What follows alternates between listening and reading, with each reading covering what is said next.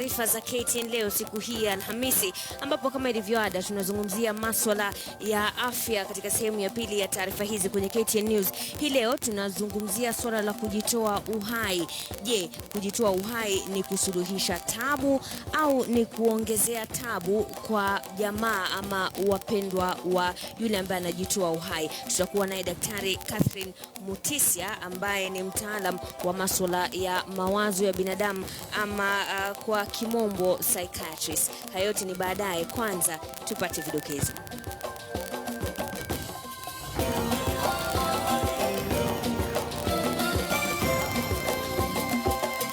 That one of our teachers had died through a very bad death, committed suicide in school. Mwalimu ajiua kwa kujinyonga na kuacha ujumbe wa kuwalaumu wakuu wake. Aidha, jamaa mmoja anywa sumu baada ya hukumu kwa kosa la ubakaji. We support to form this giant party that will take us forward and unify us. Vyama tanzu vya Jubilee vyavunjwa Kasarani na Bomas, huku baadhi ya wanasiasa wa ODM sasa wakijiunga rasmi na Jubilee. Nikachanganya na maji, nikakunywa na nikaenda nikalala nigoje nikufe. Kwenye kurunzi ya leo tunaangazia sikukuu ya kupunguza mafadhaiko yanayosababisha watu kujitoa uhai. Usikose makala hayo ya afya yako.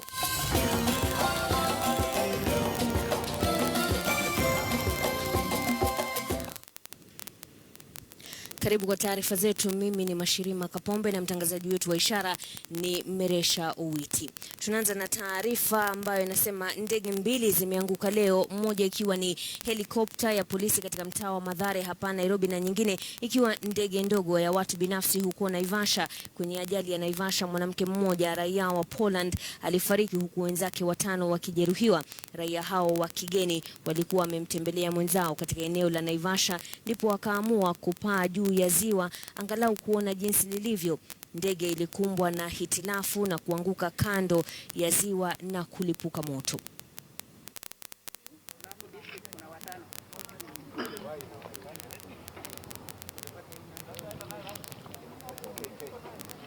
Inasemekana hii ilete mwili ya Julie.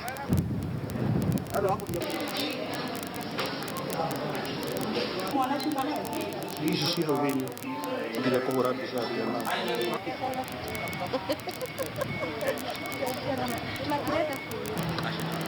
Bayo sio hapo hiyo na noa kile huko mali.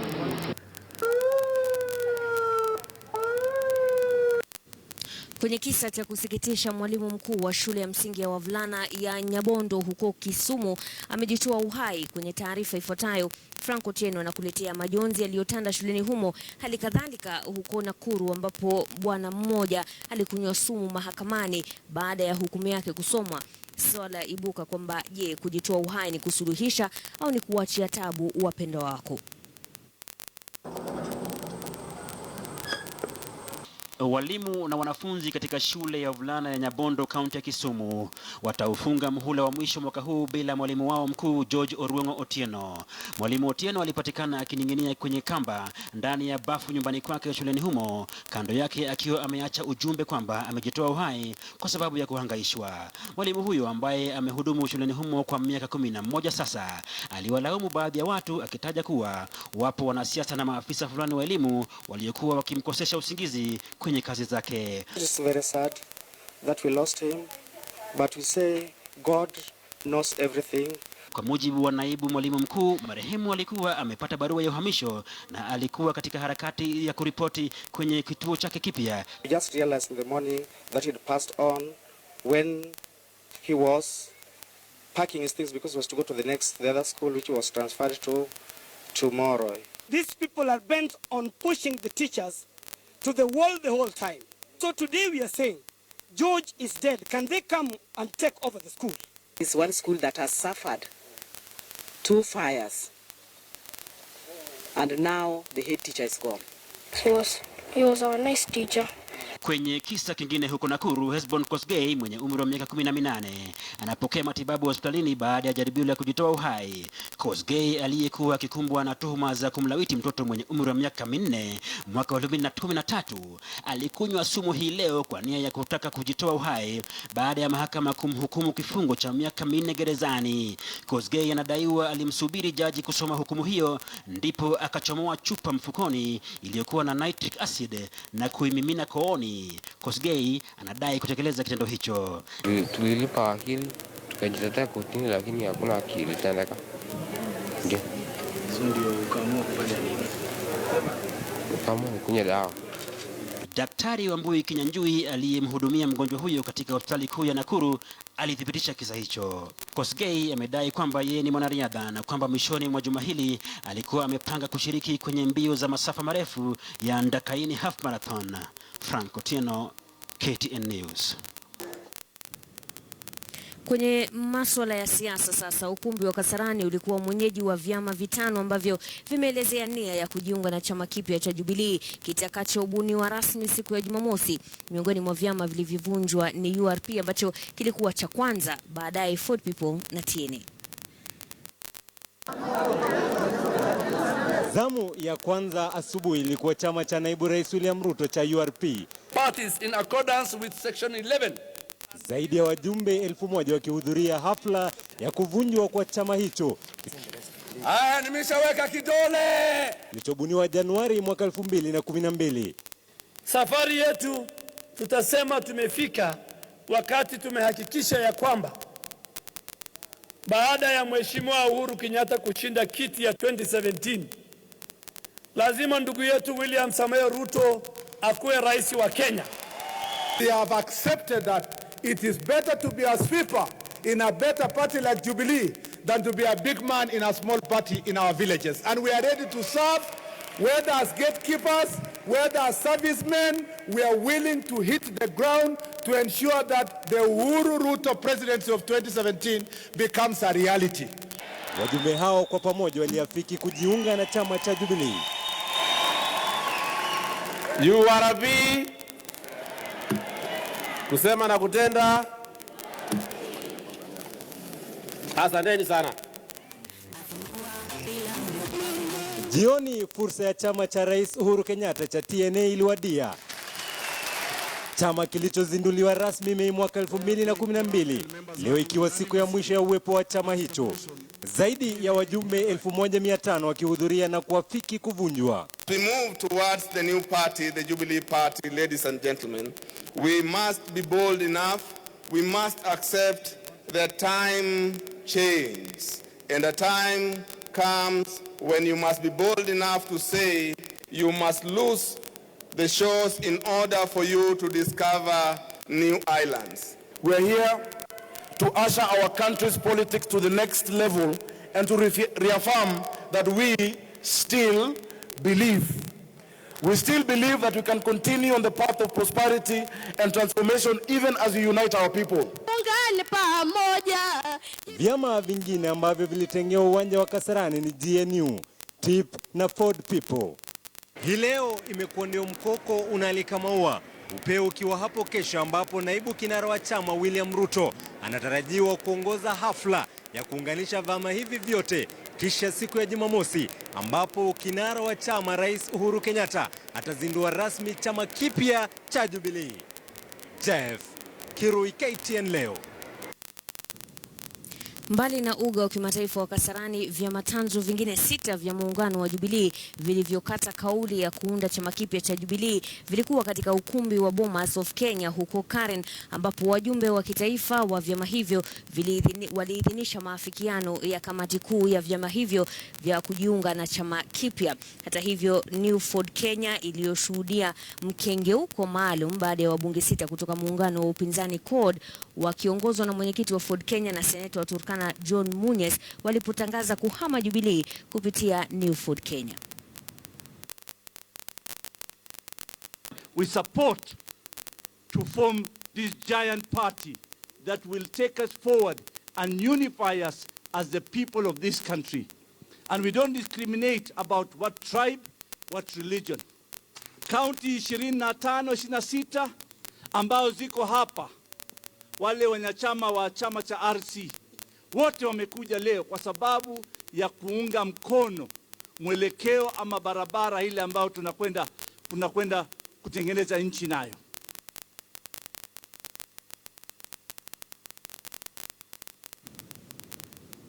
Vyama vya URP na TNA vimekwisha piga chapa kuvunjwa kwao. Katika siku ya leo uwanja wa Kasarani umepambwa na nembo za aina yake. Mwanahabari Francis Mtalaki alikuwa ugani Kasarani na sasa anatuambia jinsi mambo yalivyokuwa. Ndio bashasha mahanja mna mvuto uliosheheni kwa vyama hivi ugani Kasarani. Chachawiza ambayo ilipambwa na shangwe, vifijo na nderemo kwa wajumbe, kila mmoja akitaka kujifunza msemo mpya kwa mwana huyu atakayezaliwa rasmi Jumamosi hii. Harambee! Jubilee! Jubilee! Nje ya Kasarani kulikuwepo na wale waliotaka kuvuja picha na magari haya yaliyopambwa na nembo ya chama cha Jubilee. Kwa kawaida palipo na wanasiasa hapakosi misemo na maneno yenye maana fiche ya kumtoa nyoka pangoni. Today is an engagement ceremony. We have just signed the engagement papers. URP, TNA and the other 12 parties are not necessarily starting afresh.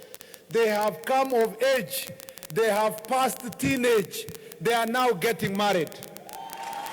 Wanapoazimia kufunga pingu hiyo, Wakenya katika mitandao ya kijamii hawakuachwa nje. Kuna wale wenye kejeli fananisha na vyama pinzani. Wamesema yaliyotendeka hii leo ni kionjo tu, na hapo kesho na Jumamosi yapo mengi zaidi katika siasa za mwaka 2017. Francis Mtalaki, KTN leo.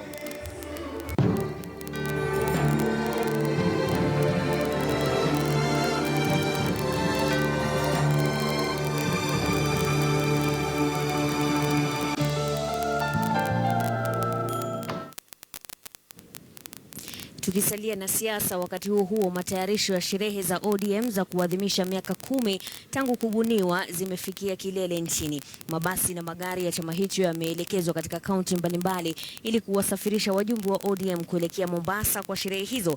Kinara wa CORD Raila Odinga, ambaye amekuwa ziarani wiki hii eneo la Magharibi, anatarajiwa kuelekea Mombasa kuongoza sherehe hizo. Aidha, gavana wa Mombasa ambaye pia ni naibu kiongozi wa chama cha ODM Hassan Joho amesema kwamba chama hicho hakina wasiwasi na hatua ya wabunge wanaotangaza kujiunga na chama cha Jubilee. Akizungumza huko Mombasa, Joho amesema kwamba vivyo hivyo ODM inawapokea wanasiasa kutoka Jubilee. We are okay for people to move out. The only thing that I would ask you, the media, to do is, as you report those that are moving out, in equal terms, also report those that are moving in. That it is the supporters themselves, you know, that are innovative enough to do these things. Some of them have hired buses, like the ones that were flagging off from Mombasa, are actually hired by our supporters. The only thing is that we are coordinating the movement. For example, I've already seen, I don't know if you have seen, the number of branded vehicles in Mombasa has grown. And I'm told there's a lot more coming from Nairobi. And the difference between us and probably our competitors is that we don't spend any money. Mtazamaji, kumbuka katika sehemu ya pili ya taarifa hizi kwenye KTN News tunazungumzia swala la kujitoa uhai. Nilikuwa nimekuuliza mwanzoni mwa taarifa hizi kama kujitoa uhai kunasuluhisha tabu au ni kuachia tabu wapendwa wako. Nambari ya arafa ni 22155 au kupitia mtandao wa Twitter @KTN News @KTN leo, ama unaweza kuwasiliana nami @mkapombe. Lakini kabla ya hayo yote, kwenye kamusi ya leo, wakati nikiandika hii kamusi nilipata hisia kali kutoka kwa mhariri wa picha Silas Kwodi na mhariri mwandamizi wa KTN leo Paul Nabiswa. Sijui kwa nini hisia zao zilikuwa kali. Tujifunze basi kwenye kamusi ya leo. Katika kamusi ya leo tunaangazia neno mashendea. Mashendea ni wali majimaji uliotayarishiwa mtoto ale. Mfano katika sentensi, yule si mpishi mzuri, alituandalia mashendea badala ya wali.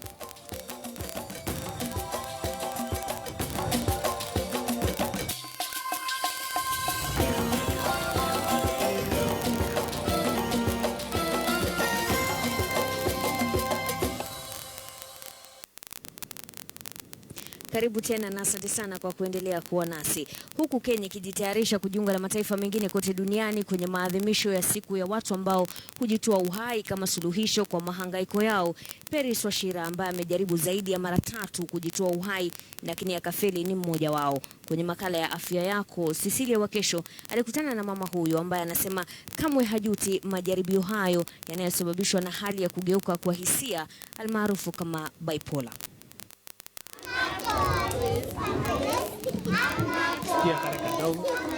Mnamo mwaka 1990, Peris akiwa katika kidato cha 4 alijaribu kujitoa uhai.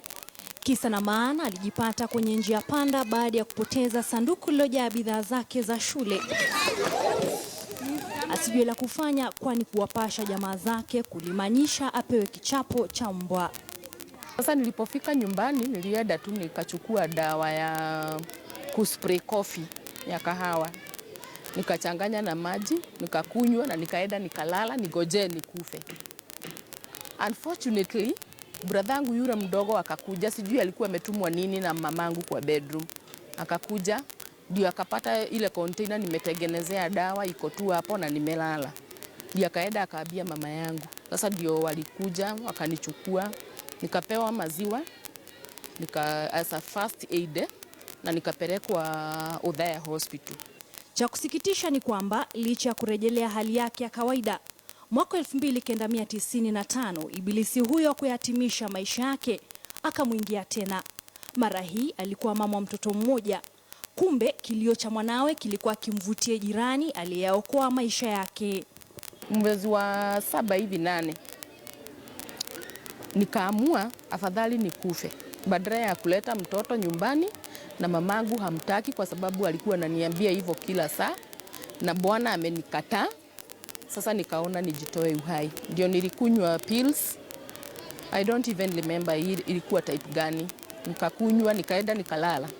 Na mnamo mwaka 2000 mama huyu wa watoto 4 akagunduliwa kuathiriwa na hali ya kugeuka kwa hisia almaarufu kama bipolar.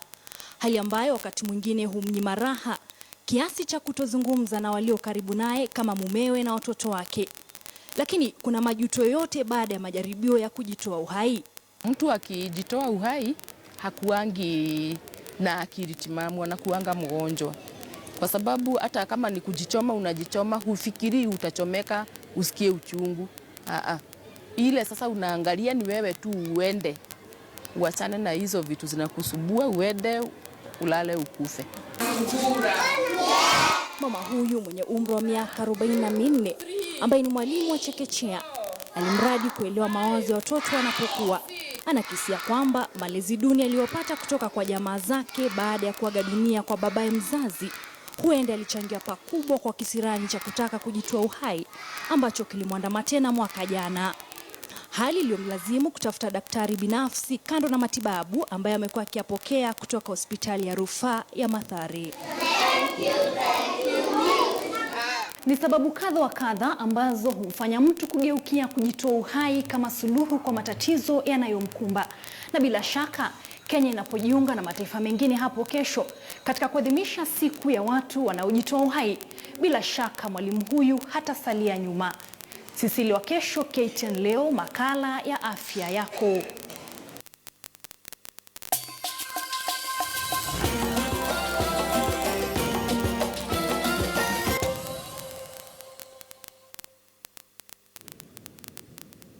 Karibu tuingie uwanjani. Waziri wa michezo Hassan Wario alifika mbele ya kamati ya leba ya bunge la Senate katika siku ya 3 ya uchunguzi wa kilichosababisha masaibu ya wanamichezo walioiwakilisha Kenya katika mashindano ya Olimpiki. Hivi ndivyo mambo yalivyokuwa. NOC was only managing. So if you are giving money, part of which is going to go to a list of people going to Rio, then you must require them to also tell you what are they doing, which names are there, So responsibility, Waziri, will not run away from you. Thank you, Mr. Chairman. It's unfortunately, whatever Senator Karua is saying is the truth. You are talking like a Kenyan. And as I told you earlier, for me, it seems like you're pointing fingers. Yes, an ordinary Kenyan, even on social media, saying, ata sisi tuliona shida. It's not in order, Mr. Waziri. I didn't just discover all of a sudden. No. I'm convinced us. I have to act. Enough is enough. And I sat down, when I came back, I sat down with my colleagues and said, find me the law.